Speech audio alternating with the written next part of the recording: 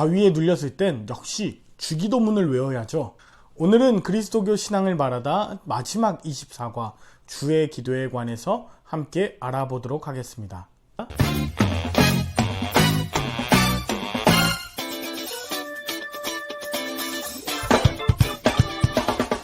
오늘 함께 보실 주의 기도는 주님께서 우리에게 가르쳐 주신 유일한 기도입니다. 개신교에서는 주기도문, 정교회와 성공회에서는 주의 기도, 그리고 카톨릭에서는 주님의 기도라고도 하는데 저는 편의상 책에 나온 대로 주의 기도로 말씀드리겠습니다.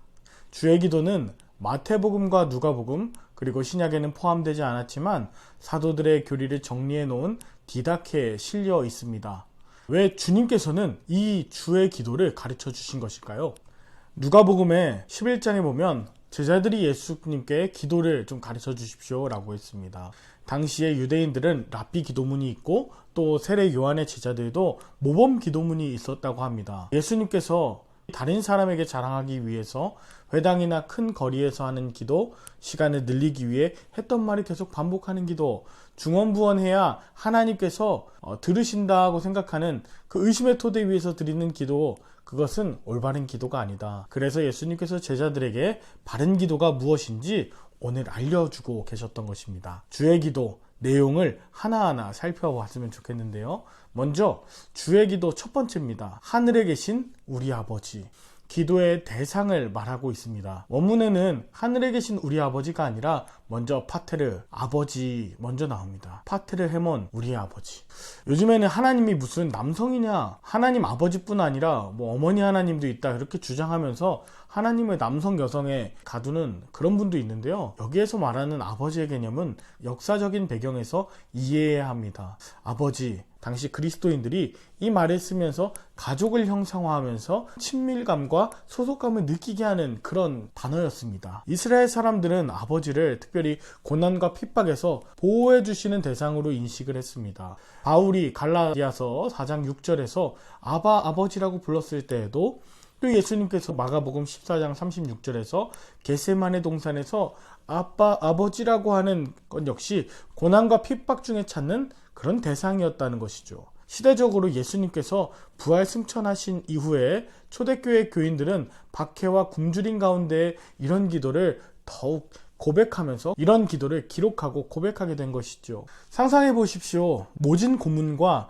사자밥으로 던져지는 그리스도인들이 주의 기도를 드리며 하늘을 향해 아버지 이렇게 부르는 모습을 연상해 본다면 이 자체로 얼마나 우리에게 뭉클하면서 또 감동이 됩니까? 그들을 보호하시고 함께 하시는 그 존재, 그것이 예수님께서 고백하셨던 아버지십니다. 게다가 더 중요한 것은 그 아버지가 나만의 아버지가 아니라 우리 아버지이시며 이 기도를 드리는 사람은 누구나 하나님을 아버지로 고백하는 그리스도 안의 한 가족임을 확증하는 것이었습니다. 이어서 하늘에 계신, 하늘은 헬라어로 오라노스인데 이 본문에서는 오라노이스라고 계속 복수형으로 이야기합니다. 즉 하늘들에 계신 하나님 아버지. 하늘이 하나지 다른 하늘이 있나요?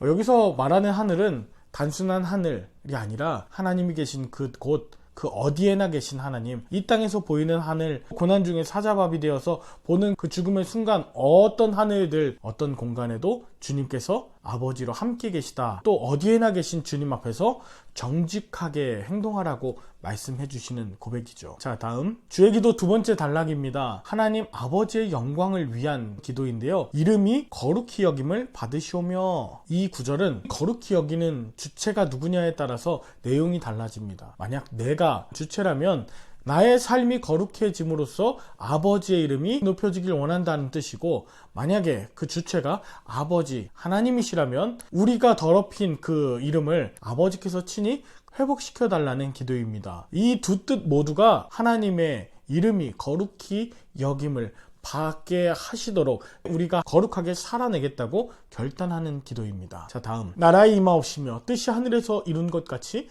땅에서도 이루어지이다. 그 나라는 하나님의 나라입니다. 중요한 것은 이 나라가 죽어서 가는 어떤 내세, 천국 그런 것을 의미하는 것이 아니라 하나님이 통치하시고 하나님께서 함께 하시는 나라, 입니다. 하나님의 나라가 임하시는 것이 왜 중요합니까? 이것은 내 중심으로 살고 싶은 어둠의 권세와 충돌하는 것을 회피하지 않겠다. 그리고 하나님 나라의 확장을 위한 도구로서 살아내겠다고 하는 적극적인 결단입니다. 하나님의 뜻을 이루며 이 땅에서 살겠다고 하는 고백, 그것은 아버지의 뜻을 알기 위해서 우리가 늘 말씀을 가까이 하겠다는 것도 포함하죠. 우동청당을 통해서 하나님의 뜻을 온전하게 알아가는 것도 중요하고요. 자, 다음 주의 기도 세 번째 단락인데요. 이 부분은 우리를 위한 기도입니다. 오늘날 우리에게 일용할 양식을 주옵시고 우리가 우리에게 죄 지은 자를 사하여 준 것 같이 우리 죄를 사하여 주옵시고 우리를 시험에 들게 하지 마옵시고 다만 악에서 구하옵소서. 먼저 일용할 양식을 구하는 기도는 자기 실상에 대한 고백이에요. 나는 하나님의 은혜로 살아가는 존재입니다. 주님의 은혜가 필요하다는 고백입니다. 마치 이스라엘 백성들이 출애굽한 뒤에 40년 동안의 광야 생활 가운데 하나님께서 매일 만나와 메추라기를 내려주셨던 것, 그것을 겸손하게 고백하는 거예요. 또한 일용할 양식의 또 다른 의미는 일용할 양식으로 자족하는 청지기의 삶을 살겠다. 물론 일용할 양식 이상의 재산이 우리에게 있을 수 있습니다. 그러나 나를 위해서는 일용할 양식으로 족하고 나머지는 주님 뜻에 따라서 나누고 사용하겠다는 결단이지요. 내게 무엇이 있든지 그것이 탐심의 대상도 아니고 내 개인의 소유가 될 수 없다. 나는 주님의 것이자 내게 맡기신 모든 것이 우리를 위해서 주신 것, 나는 청지기입니다 라는 고백이에요. 자, 다음 우리에게 죄 지은 자를 사하여 준 것 같이 우리 죄를 사하여 주옵시고. 근데 헬라어 원문은 우리말 번역과는 앞뒤 순서가 다르게 나옵니다. 즉 우리 죄를 사하여 주옵시고가 먼저 나오고 우리가 우리에게 죄 지은 자를 사하여 준 것 같이가 뒤에 나와요. 그러니까 따라서 이 기도문의 궁극적인 의미는 우리가 먼저 하나님의 용서와 은혜를 입은 자답게 용서하며 그리고 베풀며 살겠다는 고백이에요. 그러면 구체적으로 무엇을 용서하며 살겠다는 고백일까요? 복음은 일용할 양식을 간청한 후에 죄에 대한 사함에 나오는 이유와 그리고 거기에 쓰인 단어에 집중해요. 마태와 디다케에서는 이 죄라는 단어를 빚과 채무자를 뜻하는 오페일로라는 단어를 씁니다. 누가도 사람과의 관계에서 이 오페일로를 쓰는데 일용할 양식을 간청한 다음 용서하는 내용이 나온다는 것은 빚의 실제적인 채무를 우리가 짐작한다면 쉽게 이해가 가는 내용입니다. 양식과 더불어서 빚은 농민 계급의 삶을 옥죄는 주된 요인이었어요. 그러니 하나님께 용서받은 자답게 우리도 다른 이들이 내게 빈 빚을 탕감하게 하시고라는 실제적이고 적극적인 고백이 되는 겁니다. 삭개오가 그랬습니다. 불의하게 내가 취한 것이 있다면 다 탕감하겠습니다. 모든 것을 갚아주겠습니다. 이것이 하나님의 희년 정신이기도 하고 우리에게 주시는 값없는 하나님의 사랑입니다. 자, 다음 우리를 시험에 들게 하지 마옵시고 다만 악에서 구하옵소서. 우리를 시험에 들게 하지 마옵시고의 시험은 유혹이란 뜻을 가지고 있습니다. 우리는 사탄의 유혹을 넘어갈 수밖에 없는 연약한 존재임을 고백하며 유혹에 빠지지 않도록 사탄으로부터 나를 구해달라는 것이고 나의 삶의 유혹거리들을 적극적으로 내가 제거하며 살겠다고 담대하게 결단하는 것입니다. 그리고 이게 제일 중요한데 우리를 시험에 들게 하지 마시고 우리가 유혹 가운데 빠지지 않고 이 공동체가 정말 악에서 구원하며 구출되도록 그렇게 기도하는 공동체성이 중요한 의미였습니다. 자, 마지막 주의 기도 네 번째 단락은 바로 송영입니다. 대개 주의 나라와 권세와 영광이 아버지께 영원히 있사옵나이다. 아멘. 대개 우리는 이 단어를 almost 거의 대부분 이렇게 착각하죠. 그런데 대개는 클 대하고 덮을 게 큰 원칙으로 보건대 그런 뜻을 담고 있습니다. 하지만 헬라어 원문에는 호티, 왜냐하면 이란 뜻을 가지고 있어요.